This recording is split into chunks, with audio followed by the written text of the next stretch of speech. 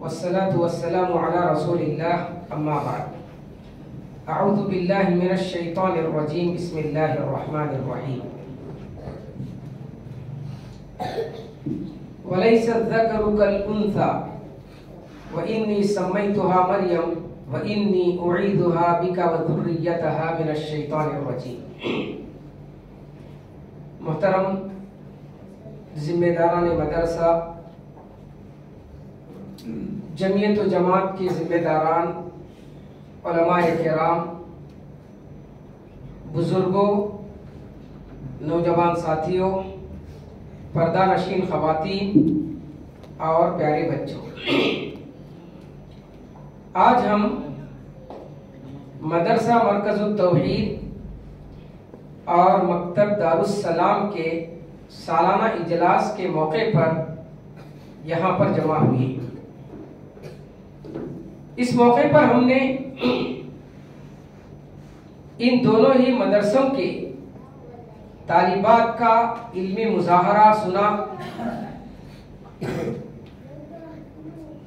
ابھی نماز سے قبل بستی کے بعض لوگوں نے خوشی کا اظہار کرتے ہوئے اپنا ایک تاثر بیان کیا. ان کا تاثر ہم نے سنا کہ چند ہی سالوں میں یہاں کی بچیاں اس قدر قابل ہو گئیں کہ وہ بولنے کے لائق ہو گئیں. یقیناً یہ اس مدرسے کے ذمہ داران اور خصوصاً مدرسے کے اساتذہ کی محنتوں کا نتیجہ ہے. میں اس موقع پر ان تمام کو مبارکباد دیتا ہوں اور طالبات سے امید کرتا ہوں کہ وہ اور بھی زیادہ اپنی صلاحیتوں کو نکھارنے اور علمی میدان میں آگے بڑھنے کی کوشش کریں گی تاکہ ان کے ذریعے نہ صرف اس بستی کی اصلاح ہو بلکہ اس پورے علاقے کی وہ اصلاح کی کوشش کریں اور اس میں اپنا حصہ ادا کر سکیں. محترم سامعین، چونکہ یہ لڑکیوں کے مدرسے کا سالانہ اجلاس ہے، اسی مناسبت سے میں کچھ باتیں لڑکیوں کے تعلق سے یا پھر اسلام میں عورت کا کیا مقام ہے اس تعلق سے کچھ باتیں آپ کے سامنے ذکر کروں گا.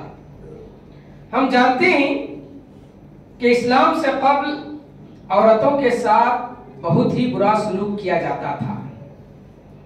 وَإِذَا بُشِّرَ أَحَدُهُم بِالْأُنثَىٰ ظَلَّ وَجْهُهُ مُسْوَدًّا وَهُوَ كَظِيمٌ يَتَوَارَىٰ مِنَ الْقَوْمِ مِنْ سُوءِ مَا بُشِّرَ بِهِ أَيُمْسِكُهُ عَلَىٰ هُنٍ أَمْ يَدُسُّهُ فِي التُّرَابِ. کہ جب کسی کو بیٹی کے ہونے کی خوشخبری دی جاتی تو بجائے خوش ہونے کے غمگین ہو جاتا اور لوگوں سے اپنا منہ چھپاتے ہوئے زندگی گزارتا. وہ یہ کہتا، وہ یہ سوچتا اَيُمْسِكُهُ عَلَىٰ هُنٍ أَمْ يَدُسُّهُ فِي التُّرَابِ، اس بچی کو ذلت کے ساتھ کیا میں گوارا کر لوں یا پھر اس کو زندہ ہی مٹی میں دفن کر دوں. یہ حال تھا اسلام سے قبل. آج اگرچہ ہم اپنی بچیوں کے ساتھ یہ سلوک نہیں کرتے لیکن آج بھی لڑکیوں کو ہم نے وہ مقام نہیں دیا جو مقام کے اسلام نے دیا ہے. جو محبت ہم اپنے بچوں کو دیتے ہیں، اپنے بیٹوں کو دیتے ہیں، جو مقام ہمارے پاس اپنے بیٹوں کا ہے وہ مقام بیٹیوں کا نہیں. جس طریقے سے ہم اپنے بچوں کی اعلیٰ تعلیم کی فکر کرتے ہیں ویسے اپنی بچیوں کی اعلیٰ تعلیم کی فکر نہیں کرتے. یہ ہمارا بھی اور ہمارے معاشرے کا بھی بڑا قصور ہے. اس کے ذمہ دار ہم ہیں. آج بھی اگر کسی کو بیٹا ہو جائے تو خوشی سے لوگوں کے سامنے ذکر کرے گا. بیٹی ہو جائے یا پھر ایک سے زائد بیٹیاں ہو تو کہتے ہوئے شرماتا ہے کہ مجھے 4 بیٹیاں ہیں، مجھے 2 بیٹیاں ہیں، مجھے 3 بیٹیاں ہیں. یہ ہم نے اپنے معاشرے کا حال بنا رکھا ہے. اگر غور کیا جائے عام طور پر یہ سمجھا جاتا ہے لڑکوں کو اس لیے پسند کیا جاتا ہے کہ لڑکے انسان کو، ماں باپ کو فائدہ پہنچاتے ہیں۔ قرآن مجید اور احادیث کا مطالعہ کرنے سے یہ بات معلوم ہوتی ہے کہ لڑکوں کے مقابلے میں لڑکیاں، بیٹوں کے مقابلے میں بیٹیاں یہ زیادہ اپنے ماں باپ کو فائدہ پہنچاتی ہیں، دنیا میں بھی اور آخرت میں بھی۔ صحیح مسلم کی روایت ہے، اللہ کے رسول صلی اللہ علیہ وسلم نے فرمایا، سلسلہ صحیحہ کی روایت ہے، لا تکرہوا البنات فإنہن المونسات الغالیات، کہ تم اپنی ان بیٹیوں کو ناپسند مت کرو، ان کو حقیر مت سمجھو، فإنہن المونسات، یہ اپنے ماں باپ سے بے انتہا محبت کرنے والی ہیں، اللہ کی نظر میں یہ بڑی قیمتی ہیں۔ اللہ کے نبی نے یہ بات بیٹوں کے بارے میں نہیں کہی، فإنہن المونسات، صحیح حدیث ہے کہ یہ اپنے ماں باپ سے محبت کرنے والی۔ ماں باپ سے محبت ہر اولاد کو ہوتی ہے، ہر بچے کو ہوتی ہے، لیکن اللہ کے نبی یہاں فرما رہے ہیں کہ بیٹیاں اپنے ماں باپ سے بے انتہا محبت کرنے والی ہیں اور اللہ کی نظر میں وہ بڑی قیمتی ہیں۔ ممکن ہے ماں باپ کی نظر میں بیٹے قیمتی ہوں، لیکن اللہ کی نظر میں بیٹیاں قیمتی ہیں۔ اگر ہم اپنے معاشرے کا جائزہ لیں تو ہم یہ بات دیکھتے ہیں کہ عام طور پر یہ سمجھا جاتا ہے کہ بیٹے ماں باپ کو فائدہ پہنچاتے ہیں، لیکن اس کے برعکس بیٹیاں شادی کے بعد اپنے شوہر کے گھر جانے کے باوجود برابر اپنے ماں باپ کا خیال رکھتی ہیں۔ جب بھی کوئی غم یا پریشانی آئے ماں باپ کو تو بیٹوں سے زیادہ بیٹیاں ہی ماں باپ کے کام آتی ہیں اور ان کی خدمت کرتی ہیں۔ یہ دنیا کا ماحول ہے، ہم سب اس کو اچھی طریقے سے جانتے ہیں۔ یہ تو دنیاوی فائدہ ہوا کہ دنیا میں ماں باپ سے بے انتہا محبت کرنے والی بیٹیاں ہیں، اور آخرت میں بیٹیوں کے 3 فائدے بتائے گئے، اور ان 3 فائدوں میں اللہ کے نبی نے بیٹوں کا ذکر نہیں کیا۔ سب سے پہلا فائدہ کیا ہے؟ آخرت میں اللہ کے رسول صلی اللہ علیہ وسلم فرماتے ہیں، صحیح مسلم کی روایت ہے، من ابتلی بشیء من البنات فاحسن الیہن کن لہ سترا من النار، جس کو اللہ تعالی بیٹیوں سے آزمائے۔ عام طور پر بیٹیوں کو آزمائی سمجھا جاتا ہے، بیٹیوں سے جس کو اللہ تعالی آزمائے اور وہ ان پر صبر کرے اور ان کے ساتھ اچھا سلوک کرے، بیٹیوں کی اچھی تربیت کرے، ان کی اچھی تعلیم کا انتظام کرے، کن لہ سترا من النار، تو یہ بیٹیاں اپنے ماں باپ کے لیے جہنم سے آڑ بن جائیں گی، جہنم میں داخل ہونے سے بچا لیں گی، ماں باپ کو جہنم میں داخل ہونے نہیں دیں گی، اللہ تعالیٰ سے لڑ کر انہیں جہنم سے بچائیں گی۔ کن لہ سترا من النار، آخرت کا پہلا فائدہ یہ کہ بیٹیاں ماں باپ کو جہنم سے بچاتی ہیں۔ بیٹے نیک ہو تو وہ بھی جہنم سے بچاتے ہیں، لیکن اللہ کے نبی نے خصوصیت کے ساتھ بیٹیوں کا ذکر کیا ہے، بیٹوں کا ذکر نہیں کیا ہے۔ اور دوسری خصوصیت یا دوسرا فائدہ یہ ہے کہ یہ بیٹیاں نہ صرف جہنم سے بچاتی ہیں اپنے ماں باپ کو، جنت میں لے جاتی ہیں۔ اللہ کے رسول نے فرمایا کہ جس کی 3 بیٹیاں وہ ان کی اچھی تربیت کرے، ان کو اچھی طریقے سے تعلیم اور تربیت کا انتظام کرے، وجبت لہ الجنہ، اس کے لیے جنت واجب ہے، جنت میں لے جانے والی، جہنم سے بچا کر جنت میں لے جانے والی، یہ بیٹیوں کا دوسرا فائدہ ہے۔ تیسرا اس سے بڑا فائدہ بیٹیوں کا کیا ہوگا؟ قیامت کے دن اللہ کے نبی کی صحبت نصیب ہوگی اس شخص کو جس کو اللہ تعالیٰ 2 بیٹیاں عطا کرے۔ صحیحہ کی روایت ہے، من عالی جاریتین حتی تبلغ جاء یوم القیامت انا وہوا وضم اصابعہ۔ اللہ کے رسول نے فرمایا کہ جس کی 2 بیٹیاں اور وہ ان 2 بیٹیوں کی اچھی طریقے سے پرورش کرے، ان کی صحیح تعلیم اور تربیت کا انتظام کرے یہاں تک کہ وہ بالغ ہو جائیں، پھر اس کا اچھا رشتہ کرے، جاء یوم القیامہ، تو یہ شخص قیامت کے دن اللہ کے دربار میں آئے گا، وہ اور میں ایسے ہی قریب ہوگی جیسے دو انگلیاں قریب ہیں. اس قدر نبی کی قربت، نبی کی صحبت اور نبی کی رفاقت حاصل ہوگی. بیٹی کی تربیت کرنے والے اور بیٹی کی تعلیم کا انتظام کرنے والے کی بیٹیوں کو حقیر نہ سمجھے، بیٹیوں کو معمولی نہ سمجھے. ان کے یہ سارے فوائد ہیں اور یہ سارے فائدے بیٹوں کے لیے نہیں، بیٹوں کے لیے حدیث میں نہیں بتائے گئے. تو اس لیے اللہ تعالیٰ نے اگر ہم کو بیٹی عطا کیا ہے تو اسے ہم معمولی نہ سمجھے. حضرت عمران کی بیوی نے نظر مانی، جب وہ حاملہ ہوئی تو نظر مانی کہ اللہ تعالیٰ اگر مجھے بیٹا عطا کرے تو میں اس بیٹے کو اللہ کے دین کے لیے وقف کر دوں گی. نظر مان لی تھی. اب بیٹے کے بجائے بیٹی پیدا ہو گئی.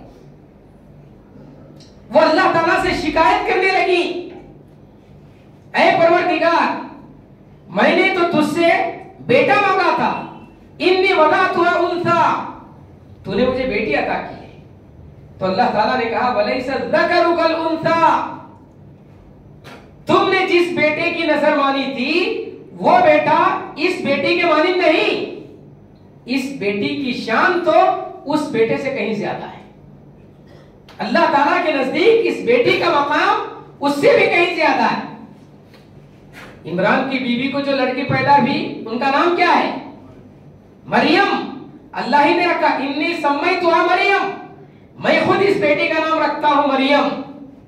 وَإِنِّي أُعِيدُهَا بِكَ وَذُرِّيَّتَهَا مِنَ الشَّيْطَانِ الرَّجِيمِ، میں اس بچی کو اور اس کی ذریت، اس کی اولاد کو شیطان کے شر سے محفوظ رکھوں گا.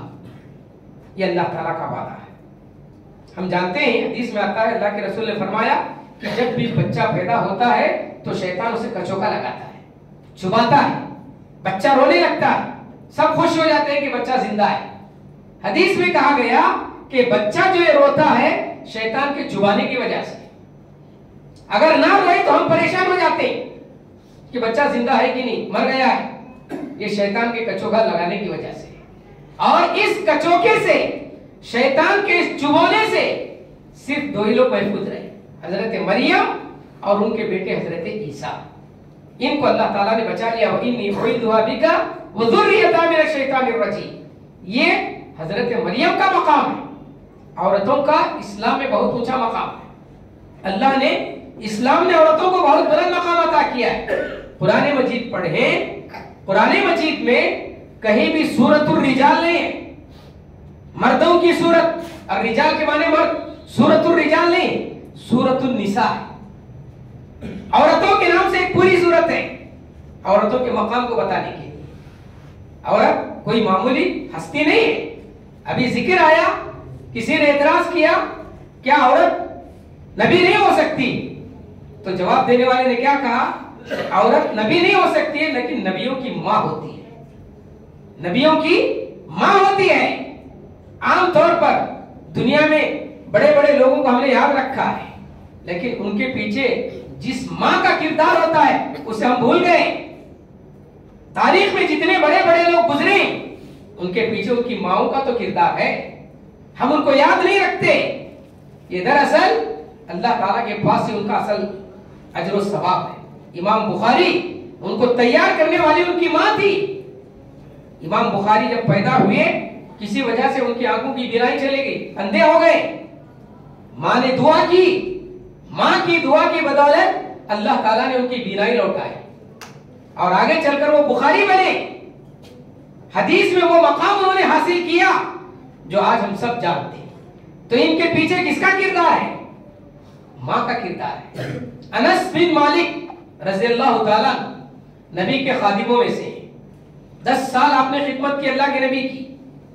انس بن مالک نے، انس بن مالک کو انس بنانے میں نبی کریم صلی اللہ علیہ وسلم کے ساتھ ساتھ کس کا کردار ہے؟ ان کی ماں کا کردار ہے. 10 سال کے بچے سے محبت باپ سے زیادہ ماں کو ہوتی ہے. یہ ماں ام سلیم، حضرت انس کی ماں ام سلیم انس کو لے کر نبی کی خدمت میں پہنچتی، کہتے ہیں کہ اے اللہ کے نبی میں اس بچے کو آپ کے حوالے کر دیتی. یہ آپ کی خدمت کرے گا، آپ کا خادم ہے، میں اس کو آپ کے حوالے کر دیتی ہوں۔ حضرت ام سلیم رضی اللہ تعالیٰ عنہ نے اپنے بچے انس کو نبی کے حوالے کر دیا، تب جا کر انس بنے۔ یہ ماں کا کردار تھا ام سلیم کا۔ 10 سال حضرت انس رضی اللہ تعالیٰ عنہ نبی کی خدمت میں رہے، 10 سال آپ کی خدمت کیے، اور سب سے زیادہ اللہ کے نبی سے حدیث بیان کرنے والوں میں دوسرا یا تیسرا مقام حضرت انس کا ہے۔ یہ ان کی ماں کی قربانی تھی، انہوں نے اپنے بچے کو قربان کر دیا اور اپنے بچے کو نبی کی خدمت کے لیے وقف کر دیا۔ یہ ام سلیم ہیں جنہوں نے اپنے شوہر ابو طلحہ کو ابو طلحہ بنایا۔ ابو طلحہ نے جنگ بدر میں، جنگ احد میں جو کارنامے انجام دیے، بے انتہا کارنامے انہوں نے انجام دیے، اپنی جان انہوں نے قربان کر دی، شہید ہو گئے۔ کون تھے ابو طلحہ؟ 20 سالہ نوجوان، جوانی کے جذبات تھے، مسلمان نہیں ہوئے تھے، اسلام نہیں لائے تھے۔ ام سلیم رضی اللہ تعالیٰ عنہ اسلام لا چکی تھی، ان کے پہلے شوہر مالک بن نضر کا انتقال ہو گیا تھا، تو حضرت ابو طلحہ نے نکاح کا پیغام بھیجا، ام سلیم سے نکاح کا پیغام بھیجا کہ میں تم سے شادی کرنا چاہتا ہوں۔ حضرت ام سلیم ایک تو بیوہ، اگر سہارا مل جائے تو یہی بڑی بات، لیکن ام سلیم نے کہا یا ابا طلحہ مثلک لا یرد، اے ابو طلحہ تم جیسے شریف اور تم جیسے مالدار آدمی کا پیغام آئے تو اسے رد نہیں کیا جا سکتا۔ تمہارا جو مقام ہے، اتنے عظیم انسان کا اگر کسی کو نکاح کا پیغام آئے تو ہرگز رد نہیں کیا جا سکتا، لیکن یہ بات بھی سن لو کہ میں مسلمان ہوں، تم کافر ہو، کافر کے ساتھ ایک مسلمان عورت کا نکاح جائز نہیں، اس لیے میں تم سے نکاح نہیں کر سکتی، اور اگر تم مجھ سے نکاح کرنا چاہتے ہو تو یہ بھی سن لو کہ تم کو مسلمان ہونا پڑے گا، اسلام قبول کرنا پڑے گا، اور اگر تم اسلام قبول کرو گے تو تمہارا اسلام قبول کرنا ہی میرا مہر ہے، میں تم سے کوئی اور چیز نہیں پوچھوں گی، مہر میں سونا چاندی یا پیسہ نہیں پوچھوں گی، تمہارا اسلام لانا ہی میرے لیے مہر ہے۔ یہاں پر مہر کی کوئی قیمت نہیں ہے، ہندوستان میں 51 روپیہ مہر لکھ لو، 101 روپیہ مہر لکھ لو، جہیز لے لیں گے عورت سے، مہر دینا ہو تو 1000 روپے دے دیتے۔ عرب میں جو لوگ عرب جا کر آئے ہیں، بہت سارے لوگ یہاں پر عرب دنیا سے آئے بھی، وہ جانتے ہیں کہ عربوں میں مہر کی بڑی اہمیت ہے، مہر دینا بہت دشوار، عورت کے لیے شادی کرنا وہاں بہت آسان، مرد کے لیے شادی کرنا بہت مشکل، کیونکہ اسے مہر جمع کرنا پڑتا ہے۔ یہی معاملہ اس وقت بھی تھا۔ حضرت ابو طلحہ سے ام سلیم نے کہا کہ تمہارا اسلام لانا ہی میرے لیے مہر ہے، تم اسلام قبول کر لو، یہی میرے لیے مہر ہے۔ ابو طلحہ رضی اللہ تعالیٰ عنہ اسلام لائے تو حضرت ام سلیم نے ان سے نکاح کیا، اور پھر ابو طلحہ نے وہ کارنامے انجام دیے جو تاریخ کے صفحات میں محفوظ ہے۔ اس کے علاوہ ام سلیم کی تاریخ پڑھ کر دیکھیں کہ کس طریقے سے ام سلیم نے کارنامے انجام دیے، بڑے بڑے کارنامے۔ یہی ابو طلحہ سے شادی کے بعد ان کو ایک چھوٹا سا بچہ پیدا ہوا، ایک بچہ پیدا ہوا، بچہ بیمار تھا۔ ایسے وقت میں ابو طلحہ سفر پر نکلے، سفر پر روانہ ہوئی، جس رات واپس آئے اسی رات اس بچے کا انتقال ہو گیا تھا۔ گھر میں بچے کی لاش ہے، سب سے زیادہ بچے کے انتقال پر غم کس کو ہوتا ہے؟ ماں کو ہوتا ہے، ماں ہی جانتی ہے بچے کا مقام۔ گھر میں لاش موجود ہے، شوہر تھکا ماندہ طویل سفر سے واپس آیا، واپس آنے کے بعد حضرت ابو طلحہ پہلا سوال بیوی سے بچے ہی کے بارے میں کرتے ہیں کہ بچے کی حالت کیسی، اور بچہ انتقال کر چکا ہے، مر چکا ہے، وفات پا چکا ہے، لیکن بیوی کہتی ہے کہ پہلے سے بہتر ہے، بیٹے کی حالت پہلے سے بہتر ہے، کپڑا اڑا دی تھی تاکہ دیکھ نہ سکیں، کھانا کھلائی، اس رات انہوں نے آرام بھی کیا۔ جب رات سو گئے تو اس وقت باتوں باتوں میں ام سلیم اپنے شوہر ابو طلحہ سے کہتے ہیں کہ بتاؤ اگر کوئی تمہارے پاس کوئی چیز امانت رکھے اور وہ امانت واپس لینے کے لیے آئے تو تم کیا کرو گے؟ تو انہوں نے کہا کہ امانت تو واپس کرنا پڑے گا. تو کہا کہ یہ جو تمہارا بیٹا تھا یہ اللہ کی امانت تھا, اللہ نے اس کو واپس بلا لیا ہے. ابو طلحہ رضی اللہ تعالیٰ عنہ کو غصہ آیا, بیٹے کا انتقال ہوا ہے اور میری بیوی مجھے بتائی تک نہیں, اتنا طویل وقفہ گزرنے کے بعد بتا رہی. صبح بھی غصے کی حالت میں اللہ کے نبی کے پاس گئے اور اللہ کے نبی سے اپنی بیوی کی شکایت کی. اللہ کے نبی نے کہا, اللہ کے نبی نے ان کو تسلی دی, صبر کی تلقین کی اور ان کے لیے برکت کی دعا دی. نتیجے میں حضرت ابو طلحہ رضی اللہ تعالیٰ عنہ کو اس کے علاوہ اور کئی اولاد ہوئی, کئی بچے پیدا ہوئے نبی کی دعا کا اثر. لیکن ام سلیم کی یہاں پر حکمت دیکھی, اپنے شوہر کو صبر کی تلقین کرنے یا پھر وہ سفر سے جو آئے تھے سفر کی تھکان کو دور کرنے کے لیے انہوں نے چاہا کہ فوراً اپنے بچے کی انتقال کی خبر نہ دی جائے. یہ کارنامے ہی عورتوں کے کارنامے اسلام میں بہت ہی زیادہ ہیں, جن کو اگر بتانا چاہیں تو پھر وقت ناکافی ہو جائے گا. اکرمہ بن ابی جہل کون ہے؟ یہ ابو جہل کے بیٹے. ابو جہل کا نام ہر کوئی جانتا ہے. کون ہے ابو جہل؟ اللہ کے نبی کا دشمن. ابو لہب, ابو جہل, یہ دو نبی کے چچا تھے لیکن اللہ کے نبی کے دشمن تھے. دشمنی میں سب سے آگے سرے فہرست اگر نام لیا جائے تو ابو جہل کا آتا ہے. ابو جہل جتنے بڑے دشمن تھے نبی کے, اتنے ہی بڑے دشمن ان کے بیٹے اکرمہ تھے. نبی کی دشمنی میں پیش تھے. ابو جہل احد کی جنگ, بدر کی جنگ میں ہی ہلاک ہو گیا, اسے دو بچوں نے قتل کر دیا. لیکن اکرمہ فتح مکہ تک زندہ رہے. فتح مکہ کے دن جب مکہ فتح ہوا تو جن لوگوں نے نبی کو ستایا تھا, تکلیفیں دی تھی, ان تمام کو نبی نے معاف کر دیا, سب کو معاف کر دیا. لیکن 11 لوگوں کا نام لے کر آپ نے کہا کہ اگر یہ کعبۃ اللہ کے پردے سے بھی لٹک رہے ہوں تو ان کو قتل کر دیا جائے, کیونکہ ان کا جرم معافی کے قابل نہیں تھا. ان میں سے اکرمہ بن ابی جہل بھی تھا. اکرمہ بن ابی جہل بھی تھے جن کے بارے میں آپ نے کہا کہ اگر یہ کعبۃ اللہ کے پردے سے بھی لٹک رہے ہو تو ان کو قتل کر دیا جائے. جب یہ بات اکرمہ کو معلوم ہوئی تو وہاں سے بھاگ کر یمن چلے گئے. ان کی بیوی ام حکیم, اکرمہ کی بیوی مسلمان ہو چکی تھی. ام حکیم نبی کی خدمت میں آ کر کہتے ہیں کہ اللہ کے نبی میرے شوہر کو امان دے دیجیے, میرے شوہر کو قتل کرنے کا آپ نے جو فرمان جاری کیا اسے واپس لے لیجیے. اللہ کے نبی نے ان کی بات مان لی, کہا کہ اب اکرمہ کو قتل نہیں کیا جائے گا. ام حکیم اپنے شوہر کو تلاش کرتے ہوئے یمن گئی, کہا کہ تم میرے شوہر اسی وقت ہو سکتے ہو جب کہ تم اسلام لے آؤ. اگر تم اسلام نہیں لاؤ گے تو میرا تم سے کوئی رشتہ نہیں ہوگا, یہیں سے میرا اور تمہارا راستہ الگ ہو جائے گا. یہ سننا تھا کہ اکرمہ کا دل نرم ہو گیا, اسلام قبول کرنے کے لیے تیار ہو گئے اور اپنی بیوی کے ساتھ نبی کی خدمت میں پہنچ کر مسلمان ہو جاتے. یہ ام حکیم کا کارنامہ تھا کہ ابو جہل جیسے دشمن کو, ان کے بیٹے اکرمہ کو اسلام پر آمادہ کرنے پر مجبور کر دیا ام حکیم رضی اللہ تعالیٰ.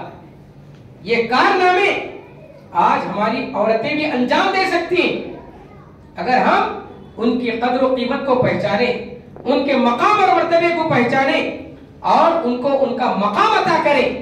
یہ بہت ضروری.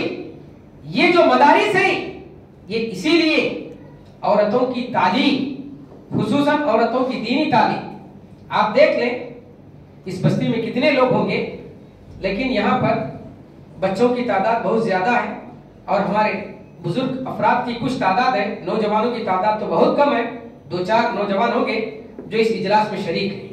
بقیہ یا تو چھوٹے بچے ہیں یا تو ہمارے بزرگ بڑے عمر کے لوگ ہیں. اس کے برعکس آپ اوپر جا کر دیکھیں پورا حال بھرا ہوگا عورتوں سے. یہ ایک جگہ کے لیے ہر جگہ یہی ماحول ہے. عورتوں میں دین کا شوق, دین کی تعلیم کا شوق, لیکن اتنا ہی ہم ان کو نظر انداز کر رہے ہیں. جتنا ان کے اندر دین کا شوق اور جذبہ ہے اس کی قدر کرنے کے بجائے اتنا ہی ہم ان کو نظر انداز کر رہے ہیں. ہماری مسجدوں میں عورتوں کو نماز پڑھنے کی اجازت نہیں, مسجدوں میں عورتوں کی تعلیم کا انتظام نہیں. جتنے بھی ہمارے پروگرام ہوتے ہیں سب مردوں کے لیے ہوتے ہیں, جتنے بھی بڑے بڑے مدارس ہیں سب مردوں کے لیے. عورتوں کی تعلیم کا انتظام پورے ہندوستان میں آپ گنیں گے تو 20-25 مدرسے ملیں گے آپ کو, بقیہ ہزاروں مدرسے مردوں کی تعلیم کے لیے. کہاں سے معاشرے کی اصلاح ہوگی؟ معاشرے کی اصلاح کے لیے عورت کی تعلیم بہت ضروری ہے. عورت کی تعلیم کے بغیر معاشرے کی اصلاح نہیں ہو سکتی. رسول اکرم صلی اللہ علیہ وسلم کی بیٹی حضرت فاطمہ, حضرت فاطمہ رضی اللہ تعالیٰ, نبی نے اپنی بیٹی کی تعلیم پر کس قدر توجہ دی ذرا غور کیجیے. ایک وقت ایسا تھا مال غنیمت میں بہت سارے غلام اور لونڈیاں آئے تھے. حضرت فاطمہ رضی اللہ تعالیٰ عنہ نبی کی چہیتی بیٹی, پیاری بیٹی, ان کے گھر میں کوئی کام کرنے والا نہیں تھا. گھر کا سارا کام تنہا حضرت فاطمہ کیا کرتی تھی. چھوٹے چھوٹے بچے تھے, حضرت حسن, حسین, محسن, یہ چھوٹے چھوٹے بچے تھے حضرت فاطمہ کے. گھر کا سارا کام ان کو کرنا پڑتا تھا. جب معلوم ہوا کہ مال غنیمت میں کچھ لونڈیاں اور غلام آئے ہیں تو حضرت فاطمہ اپنے باپ کے پاس آئیں, اللہ کے نبی کے پاس آئیں, کہا کہ مجھے بھی ایک غلام دے دیجئے, مجھے ایک لونڈی دے دیجئے تاکہ میرے گھر کے کاموں میں میرا ہاتھ بٹائے, میرے کام میں وہ میری مدد کر سکے. نبی اگر چاہتے اپنی بیٹی کے لیے ایک نہیں 2 غلام دے سکتے تھے, کئی غلام دے سکتے تھے, لیکن آپ اپنی بیٹی کی دنیا سے زیادہ آخرت سنوارنا چاہتے تھے, ان کی آخرت بنانا چاہتے تھے, ان کی دینی زندگی سنوارنا چاہتے تھے. نبی نے کہا اے بیٹی کیا میں تمہیں دنیا کے غلام سے زیادہ بہتر چیز نہ عطا کروں؟ پھر اللہ کے نبی نے کیا کہا؟ رات میں سونے سے پہلے 33 مرتبہ سبحان اللہ, 33 مرتبہ الحمدللہ اور 34 مرتبہ اللہ اکبر پڑھ لو. 30 پر 3 مرتبہ سبحان اللہ, 30 پر 3 مرتبہ الحمدللہ, 30 پر 4 مرتبہ اللہ اکبر پڑھ لو. یہ تمہارے لیے دنیا کے غلام سے بہتر ہے. حضرت فاطمہ اور ان کے شوہر حضرت علی کہتے ہیں کہ نبی کی اس وصیت کے بعد کوئی رات ہماری ایسی نہیں گزری جس رات ہم نے ان تسبیحات کو ترک کیا, چھوڑا. ہر رات سونے سے پہلے ان تسبیحات کا اہتمام کرتے تھے, جس کی وجہ سے اللہ تعالیٰ نے ہماری پریشانیوں کو دور کر دیا, غلام کی ضرورت باقی نہیں رہی. حضرت علی رضی اللہ تعالیٰ عنہ کی زندگی میں ایک وقت ایسا آیا جس میں انہوں نے بڑی سخت جنگ کی تھی, جنگ صفین. اس میں وہ اپنے مخالفین کے ساتھ بہت مصروف تھے. تو کسی نے پوچھا کیا صفین کی جنگوں کی راتوں میں بھی آپ ان تسبیحات کا اہتمام کرتے رہے؟ تو حضرت علی نے کہا کہ ہاں, صفین کی جنگوں کی راتوں میں بھی میں ان تسبیحات کا اہتمام کرتا تھا, تسبیحات کی پابندی کرتا تھا. نبی نے اپنی بیٹی کی دنیا بنانے کے بجائے آخرت بنانے کی فکر کی. ان کو اس موقع پر ان کو دنیا یا مال دینے کے بجائے ان کو اگر دیا تو ایک دینی تعلیم دی. یہ اہم ہے اپنی بچیوں کے لیے. جیسے بچی پیدا ہوتی ہے تو ہم اس کا جہیز تیار کرنا شروع کر دیتے ہیں, اس کا جہیز تیار کرنا شروع کر دیتے ہیں. میرے ایک دوست نے عمر آباد میں ایک مرتبہ اپنے گھر لے گئے, تقریباً 10-15 سال پہلے, اب ان کی بچی جوان بھی ہو گئی ہوگی, 15 سال پہلے اپنے گھر لے گئے, الماری کی طرف اشارہ کر کے بتایا, اس وقت ان کی بیٹی 2 یا 3 سال کی تھی. کہا کہ دیکھو یہ میری بیٹی کے لیے جہیز تیار کر رہا ہوں, فکر دیکھیے کیا ہے. ایک الماری اس وقت تقریباً آدھی سے زیادہ ہو گئی تھی جب اس کی عمر 3 سال کی تھی. آج ہمارے بہت سارے مسلمان بچیوں کا بینک بیلنس شروع کر دیتے ہیں, سودی طریقے پر بچیوں کے لیے مال جمع کرتے ہیں تاکہ اس کے ذریعے اس کی شادی کریں، اس کے لیے جہیز تیار کریں، دھوم دھام سے شادی کریں. اس چیز کے بجائے ہم کو فکر کرنی ہے اپنی بچیوں کو دیندار بنانے کی. دیندار بنائیں، اچھے سے اچھا رشتہ آئے گا. بچی غریب کے گھر جائے گی، سکون سے رہے گی. دیندار نہیں چاہے آپ کچھ بھی دے دیں. ایک بہت بڑے اردو کے ایک شاعر گزرے، اپنی بچی کو انہوں نے بہت جہیز دیا، لیکن اس کے باوجود ان کا جو داماد تھا اس کا پیٹ بھرا نہیں. آخر بچی پر اس قدر اس نے ظلم کیا کہ بچی اس دنیا سے رخصت ہو گئی. تو اس موقع پر اس نے کہا تھا، شعر مجھے پوری طریقے سے یاد نہیں، کہ میں نے سارے سامان دے دیا لیکن اس جہیز کے سامان میں کفن کا کپڑا دینا بھول گیا. کفن کا کپڑا دینا بھول گیا. یہ حالت ہے آج. آپ جتنا بھی جہیز دیں، یہ ہمارے آج کے نوجوانوں کو کافی ہونے والا نہیں ہے. اس کے باوجود اپنی بیویوں پر ظلم کرتے ہی رہیں گے. تو بہرحال ہم اپنی بچیوں کے مقام اور مرتبے کو سمجھیں، ان کو دینی تعلیم سے روشناس کرانے کی کوشش کریں، دینی تعلیم سے آراستہ کریں. یہ دینی تعلیم ان کے لیے اس دنیا میں بھی ضروری ہے اور ان کی آخرت سنوارنے کے لیے بھی ضروری ہے. ان سے بڑھ کر اگر ہم ان بچیوں کی دینی تعلیم کا انتظام کریں گے تو پھر اس کے ذریعے اللہ تعالی ہماری دنیا اور آخرت سنوارے گا. اس کے ذریعے اللہ تعالی ہمیں دنیا اور آخرت میں بے شمار فوائد عطا کرے گا، جس کا ذکر ابھی میں نے کیا. اس لیے ہم اپنی بچیوں کی بلکہ اپنے سارے ہی بچوں کی تعلیم اور تربیت پر توجہ دیں. آخر میں ایک بات ضرور کہنا چاہوں گا، خصوصاً عورتوں سے اور خواتین سے میری مائیں اور بہنوں سے یہ بات میں کہوں گا کہ آج ہمارے معاشرے میں جو فساد اور بگاڑ پایا جاتا ہے، خصوصاً عقیدے کا بگاڑ. ہر گھر میں آپ دیکھیں گے تعویذ ملے گی، ہر گھر میں اس طرح کی شرکیہ اعمال ہم کو نظر آتے ہیں. ان تمام کے پیچھے مردوں سے زیادہ عورتوں کا کردار. بچے کی چھوٹا بچہ ذرا رونے لگ گیا، بار بار بخار آنے لگ گئی، فوراً کسی درگاہ میں لے کر چلے جاتے، کسی بابا کے پاس لے کر جاتے، کسی پیر کے پاس لے کر جاتے. وہ بھی ایسے لوگ جن کو نہ سورہ فاتحہ صحیح سے پڑھنا آتا اور جو نماز پڑھتے، نماز بھی نہیں پڑھتے. ایسے بے دین لوگوں کو یہ سمجھتے ہیں کہ یہ ہمارے پیر ہیں، ہمارے امام ہیں. ان کو صحیح سے قرآن مجید پڑھنا نہیں آتا. آپ ذرا دیکھ لیجئے جو درگاہوں میں بیٹھے رہتے ہیں یہ مرشد، ان کو قرآن مجید تک پڑھنا نہیں آتا ہے.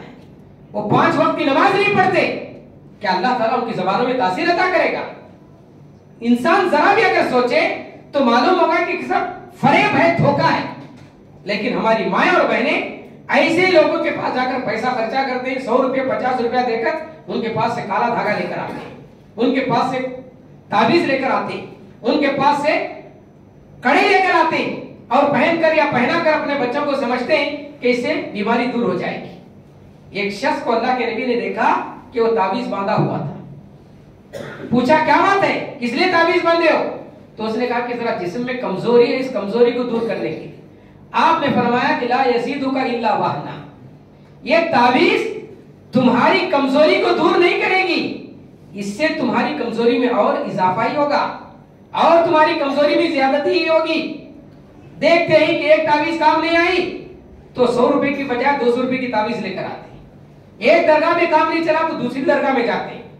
اور بعض تو ایسے بھی ہیں تروپتی کی مندر بھی جاتے ہیں، مندروں میں جاتے ہیں ہمارے مسلمان عورتیں. آپ جا کر دیکھ لیجیے ایک بڑی تعداد برقع پوش، برقع پہنے ہوئی مسلم عورتوں کی. کہاں ہماری قوم جا رہی ہے، کہاں ہماری مائیں اور بہنیں جا رہی ہیں؟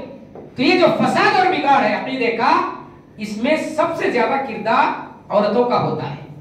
بہت سارے نوجوان جب ان سے کہا جاتا ہے کہ کیا بھائی آپ کے بچے کے ہاتھ گلے میں تعویذ ہے، تو فوراً کہتے تھے کہ نہیں ہماری بیوی نہیں سنتی، انہوں ڈالے، ہماری ساس نہیں سنتی، ان کی زبردستی سے ڈالا، میں پسند نہیں کرتا.